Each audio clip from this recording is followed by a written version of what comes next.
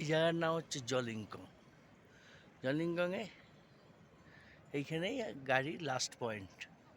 এখানে গাড়ি রাখতে হয়, রেখে এবার হচ্ছে ট্রেক করা। ট্রেক 2 কিলোমিটার মতো ট্রেক।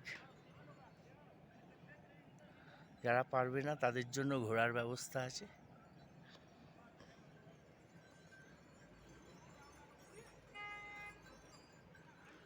এখান থেকে পার্বতী কুণ্ড যেতে হয়, সে সমস্ত পরে দেখাবো। এই চারপাশের ভিউটা দেখুন, ভীষণ সুন্দর জায়গা।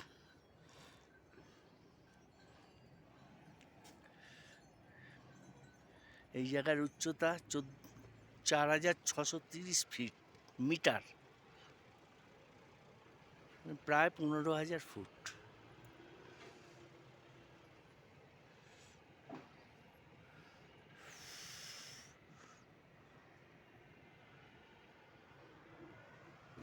আবার পরে দেখাবো।